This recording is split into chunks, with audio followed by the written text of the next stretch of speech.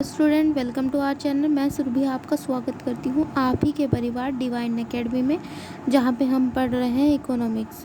तो कल हमने पढ़ लिया था, कल हमने ये पूरा चैप्टर पूरा यहाँ से यहाँ तक पढ़ लिया था, यानी कि भारतीय वित्तीय बाजार के बारे में हमने इतना थोड़ा बहुत कुछ पढ़ ही लिया था। तो आपने पिछली वीडियो देखी होगी तो आपको पता ही होगा थोड़ा बहुत कितना पढ़ा था, हमने बहुत कुछ पढ़ा था।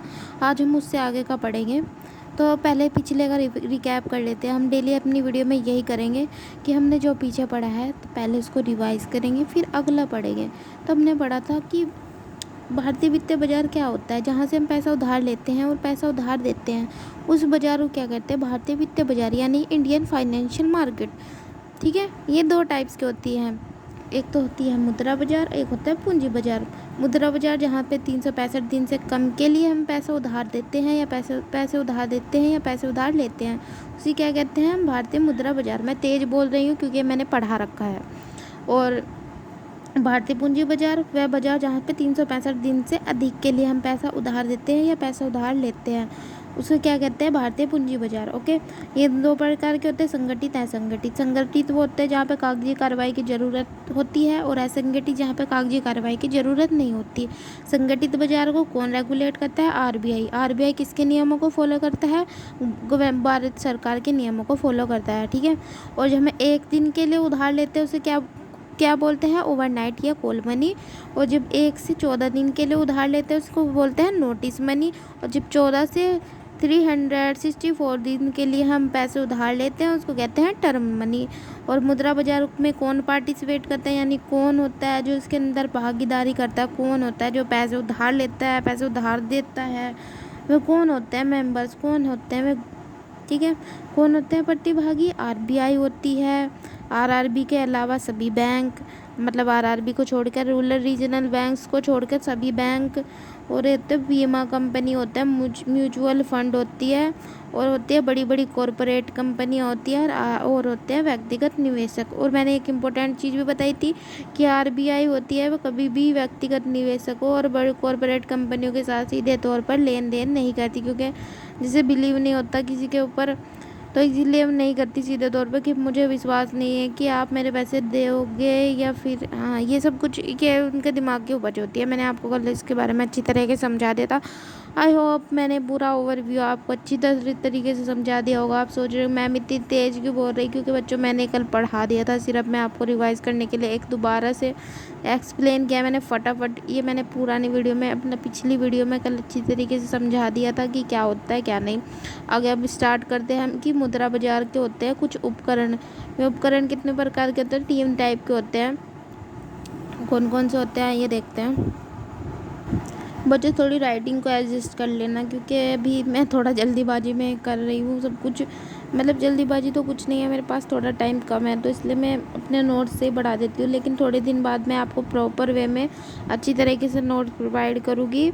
और अगर आपको मेरे नोट्स अच्छे लग रहे होंगे, मतलब अच्छे तो राइटिंग तो ऐसी ही है लेकिन समझ में आ जाते हैं, जब मैं एक्सप्लेन कर दूँगी आप ये भी समझ लोगे, तब आप मेरे से खुद कहोगे मैम मुझे नोट्स प्रोवाइड कर दीजिए। अगर नोट्स चाहिए तो मुझे टेलीग्राम पे मैसेज कर सकते हो आप। ओके, तो अभी एक्सप्लेन करते हैं कि मुद्रा बाजार के उपकरण किसने बोलते हैं, मतलब जिनको दे के हम पैसे उधार लेते हैं और पैसे उधार देते हैं। ठीक है, कौन से होते हैं, वे 3 प्रकार के होते हैं।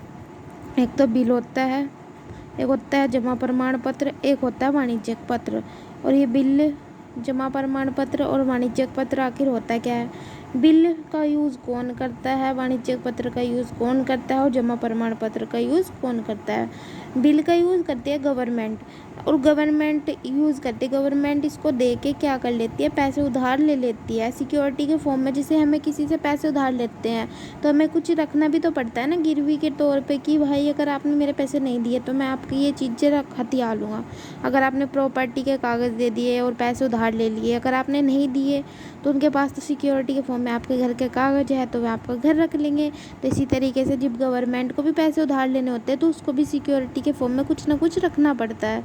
तो क्या रखती है, सिक्योरिटी के फॉर्म में क्या देती है, बिल देती है। बिल कब देती है, जब उसको मुद्रा बाजार से पैसे उधार लेना होता है। मुद्रा बाजार में हम कब पैसे उधार लेते हैं, जब हमें 365 दिन से कम के लिए पैसे चाहिए होते हैं, तब बिल की मतलब बिल किसकी फॉर्म में होता है, सिक्योरिटी की फॉर्म में देती है गवर्नमेंट मुद्रा बाजार के अंदर। और गवर्नमेंट सीधे तौर पे उधार नहीं लेती किसी से भी, मतलब मुद्रा बाजार में जाके कहेगी नहीं कि मुझे पैसे उधार दे दो, नहीं।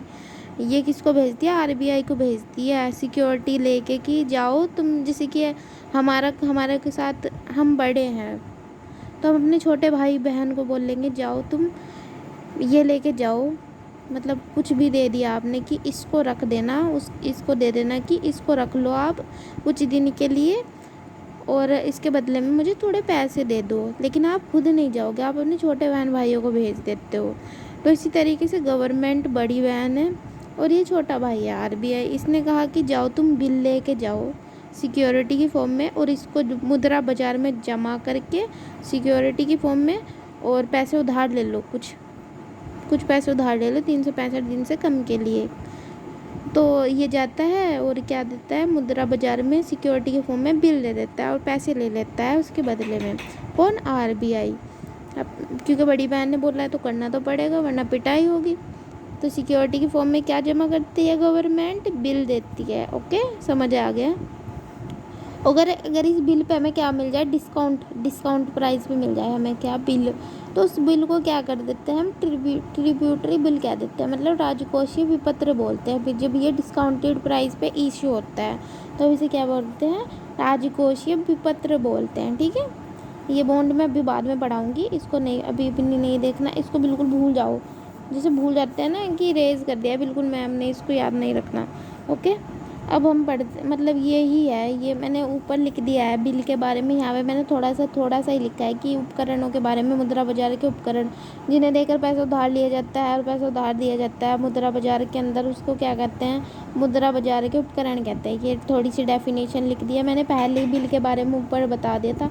तो बिल के अंदर मैंने इस वाले अंदर, मतलब जहाँ पे उपकरणों के नाम लिखे हैं वहाँ पे मैंने बिल को थोड़े से ही शब्द में एक्सप्लेन किया कि बिल के रूप में सरकारी प्रतिभूतियाँ, मतलब जब सरकार क्या सिक्योरिटी के फॉर्म में देती है उसे क्या बोलते हैं, बिल कहते हैं। ठीक है, ये तो मैंने अभी ऊपर समझा दिया, ये लिखना है आपको यहाँ इसके अंदर।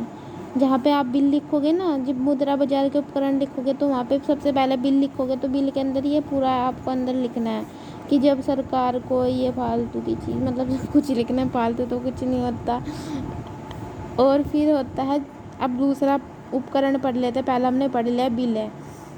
अब दूसरा है जमा प्रमाण पत्र। जमा प्रमाण पत्र कौन यूज़ करता है, जब आप बैंकों को क्या चाहिए, पैसे उधार चाहिए, और बैंक भी आरआरबी के अलावा, रूरल रीजनल बैंक के अलावा, मतलब एक ग्रामीण बैंक होता है, इसको छोड़ के बाकी जितने भी बैंक हैं जब उन्हें पैसे उधार चाहिए होते हैं तो वो मुद्रा बाजार में जाते हैं और कहते हैं भाई हमें पैसे दे दो। फिर मुद्रा बाजार बोलते हैं कि पैसे तो मैं तुम्हें दे दूँगा पर उसकी सिक्योरिटी तो दो कि तुम मुझे पैसे वापस करोगे। तो फिर हाँ बिल्कुल दूँगा। फिर वे क्या देते हैं, जमा प्रमाण पत्र देते हैं कि ये रखो और इसके बदले मुझे पैसे दे दो। कितने दिन के लिए? 365 दिन से कम के लिए पैसे चाहिए, तब जाके इनको पैसे मिलते हैं, नहीं तो नहीं मिलेंगे भाई। जब तक जमा प्रमाण पत्र बैंक जमा नहीं कराएगा मुद्रा बाजार में सिक्योरिटी फॉर्म में, तब तक पैसे नहीं मिलेंगे। ओके। और वाणिज्यिक पत्र, जो बड़ी बड़ी कंपनियां होती है उनको पैसे की नीड होती है भाई, पैसे की नीड सबको होती है अपनी कंपनी आगे बढ़ाने के लिए, और कंपनियों को तो ज़्यादा ही नीड होती है। जब उन्हें मुद्रा बाजार से पैसे की आवश्यकता होती है तो वे भी तो सिक्योरिटी के फॉर्म में कुछ ना कुछ रखेंगे, और जो बड़ी बड़ी कंपनियां सिक्योरिटी के फॉर्म में कुछ रखती है तो उसे क्या कहते हैं, वाणिज्यिक पत्र। ये कौन रखती है? तो बड़ी बड़ी कंपनियां। कब रखती है? जब उन्हें 365 दिन से कम के लिए उधार चाहिए, और 365 दिन से कम के लिए उधार हमें कौन से बाजार में से मिलता है? मुद्रा बाजार से मिलता है। आई होप आपने समझ लिया होगा ये तीनों उपकरण के बारे में, और मुझे लगता है मैंने बहुत अच्छी तरीके से एक्सप्लेन किया है। खुद की तारीफ़ मैं कर देती हूँ क्योंकि आप लोग नहीं मेरी तारीफ़ करते। और अभी बस आज हम इतना ही पढ़ लेते हैं क्योंकि इनको याद करने में आपको टाइम लग जाएगा। टाइम तो लगेगा नहीं, मैंने अच्छी तरीके से एक्सप्लेन कर दिया। बस आप वीडियो देखिए और इसके नोट्स बना लीजिए अच्छी तरीके से, साफ साफ राइटिंग में। और मैं आगे से अपनी वीडियो में आपको अपने न्यू नोट्स लेके आऊँगी। अब मैं अपने खुद से बनाया करूँगी। ये तो मेरे खुद के हैं, बहुत टाइम, इतने भी नहीं पुराने, मैंने पढ़ के ऐसे कर दिए हैं। तो मैं आपको एक अच्छे तरीके से प्रॉपर वे में नोट्स लेके आऊँगी। अभी थोड़ा सा मेरा टाइम में ऐसा ही एडजस्ट नहीं कर पा रही हूँ मैं टाइम, लेकिन कोई बात नहीं, मैं आपके लिए ये भी करूँगी। बस आप मेरी वीडियो को लाइक करें और चैनल को सब्सक्राइब करें, और ज़्यादा से ज़्यादा शेयर भी करें बच्चों, क्योंकि बहुत मेहनत लगती है वीडियो बनाने में। और बस पढ़ते रहिए। मुझे आपसे बस लाइक चाहिए, शेयर चाहिए और आपकी पढ़ाई चाहिए। बस आप पढ़ें और बढ़ते रहें।